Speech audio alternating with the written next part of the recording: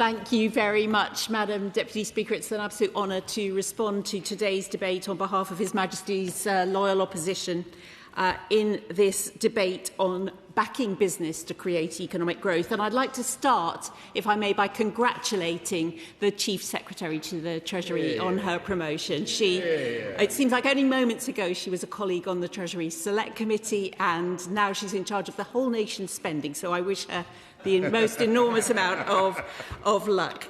I also just want to say, Madam Deputy Speaker, that I will be mentioning some colleagues who have not been in the debate by name, but I have warned their officers that I will be doing that, because I want to focus in this debate on a simple truth that many businesses across this country have come to recognise, and that is when it comes to backing business to create economic growth, Labour do not know what they are doing.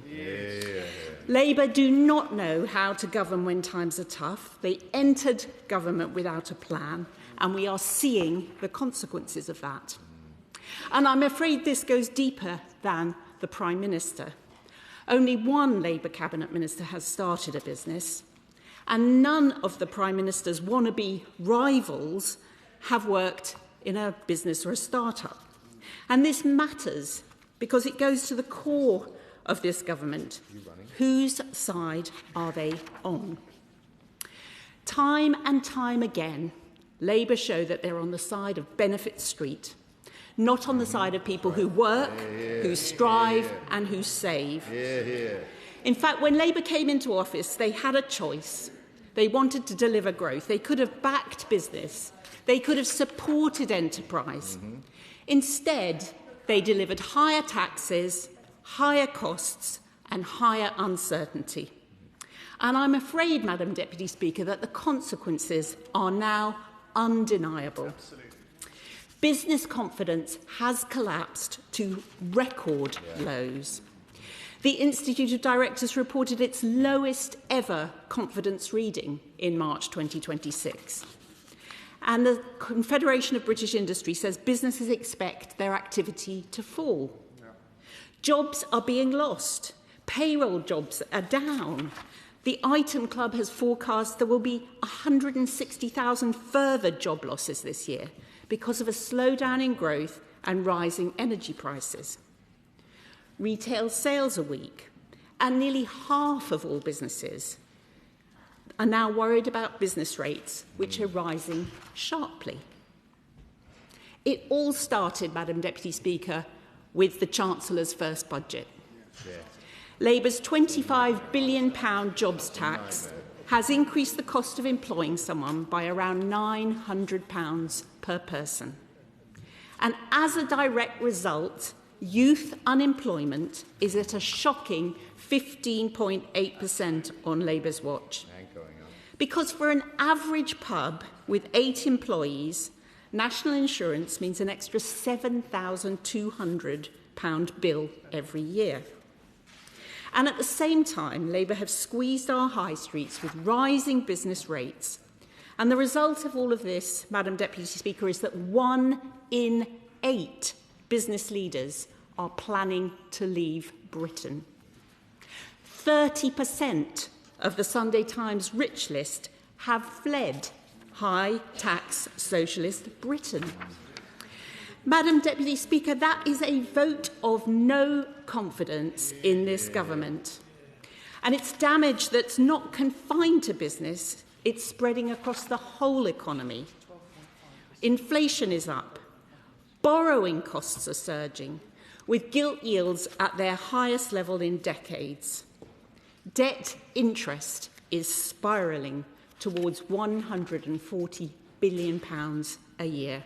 We're now paying more to service debt than to invest in our future. That's the direct result of a government without a plan. So what will happen if we get a new Labour Prime Minister? Nothing. Will that help businesses and the economy? No. Because Andy Burnham wants higher taxes and more borrowing. The member for Ilford North wants higher taxes and more borrowing. And the member for Ashton-under-Lyne wants higher taxes and more borrowing. Businesses can see where this ends. It ends in low growth and unsustainable debts. And perhaps indeed the IMF will have to be called in like under Dennis Healey. Madam Deputy Speaker, I want to thank the colleagues on my benches who have contributed to today's debate and have spoken powerfully for their constituencies and businesses that they represent. Their speeches were beams of light shining into this chamber from the real world. Yeah, the member for New Forest West spoke about debt and chaos. The member for Salisbury talked about the importance of small businesses and deregulating and the impact on them of national insurance. The member for Tunbridge also referenced the debt markets and the pressing need for welfare reform. The member for Bridgewater, in an outstanding speech, spoke about his local businesses and that the last thing they need is another holiday tax. The member for Farnham and Borden highlighted the impact on jobs for young people in his excellent speech. And in a powerful contribution, the member for Rutland and Stamford spoke about solar farms and the shocking information about self-swab rape kits. And the member for Mid-Norfolk spoke about rural businesses and rural deprivation and had an outstanding contribution to turning things around for his constituents in Mid-Norfolk. So turning to the King's Speech, what do we see? We see a King's Speech full of more intervention, more regulation, more taxes, more uncertainty. There's even, Madam Deputy Speaker, and I'm not making this up, there is a regulation for growth bill. More compliance burdens dressed up as protections, more top-down control from Whitehall. Labour describes it as growth coming from an interventionist government, but they're wrong because growth comes from entrepreneurs who take risks. Growth comes from businesses that invest and hire. Growth comes from workers who strive and succeed. And so that's why we have set out a clear alternative, a serious plan, a credible programme. I'm going to make a little bit of progress on our serious, credible plan, a pro-growth alternative King's Speech, 16 bills designed to get Britain working again. First of all, we'll give people jobs and hope with our Get Britain Working bill. We'll repeal the job-destroying elements of Labour's Employment Rights Act, saving businesses up to £5 billion a year. We'll restore flexibility in the labour market. We'll reintroduce minimum service levels to protect essential services from strikes. That means more jobs, lower hiring costs, a labour market that rewards work. Secondly, we'll back our communities with our Back Our High Streets bill. We'll introduce permanent 100% business rates relief for retail, hospitality and leisure. That will support 250,000 of the smallest businesses with lower bills, leading to stronger high streets and jobs protected. While Labour targets family businesses and farmers with punitive taxes, our plan is simple. We will scrap the family business and family farm tax and back those who grow our food, create jobs and create wealth. And third, we will cut red tape with our deregulation of business bill. We'll scrap unnecessary environment, social, governance reporting requirements that cost businesses millions every year. Less bureaucracy, more time to grow, more investment. And fourth, we restore industrial competitiveness with our Save British Industry bill. We'll repeal the Climate Change Act of 2008, establishing a monitoring and reporting mechanism for the offshoring of emissions.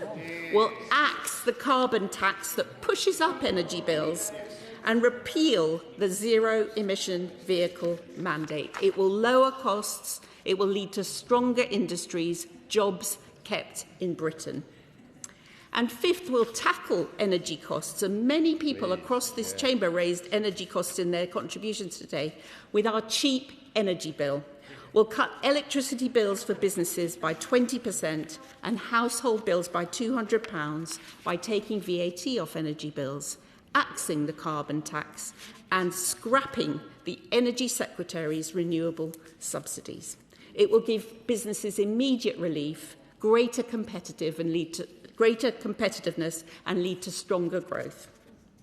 And beyond these bills, we also have plans to scrap stamp duty to get the property markets moving, to properly fund our armed forces, to reform welfare to get people back into work, approve new North Sea licences for energy security. And because growth is not achieved through slogans, is he going to achieve growth through a slogan? Say that I cannot be the only person in this House to be thrilled by the great list of exciting and improving things the Honourable Lady is setting up for the country, and I'm just wondering why she didn't do any of this during the 14 years that she was in power, and why it's taken only now she has ideas for the country, and whether she could have done something which wouldn't have led to the catastrophe that we're trying to put right. It's just a suggestion. I'm afraid it's the historic role of my party to clean up the mess that Labour governments leave behind. Because growth is not achieved through slogans, it's delivered through serious and sustained planning. And in conclusion, this debate comes down to a clear choice. Labour's approach, he mentions from a sedentary position Liz Truss. He mentions from a sedentary position Liz Truss. Is he not aware that gilt yields are now higher than at any time during that brief time? And he's going to be also welcoming, I'm sure, in his remarks, the higher taxes that his government has put on, the more borrowing that his government has done, the higher energy costs that he's imposed on his businesses, more regulation that have led to less growth. Or he could adopt the Conservative approach: lower taxes, lower costs, less regulation. The Business Secretary mentions from a sedentary position that more growth. He may be referring to the first quarter of this year, when the biggest thing that happened in terms of growth in this economy was vehicle repair. Absolutely. Madam Deputy Speaker, I call that the pothole growth strategy, and I'm afraid that is the reality if you dig into those growth numbers. So our approach is less regulation, more growth. Ultimately, this is about values. Labour have the wrong values. They're for benefit street, and we're on the side of people who work, people who strive, people who save. Only the Conservative Party has a plan to reduce costs and deliver the growth that we all want. Only the Conservative Party is ready to govern. Only the Conservative Party will back great British businesses to build a stronger economy for the future.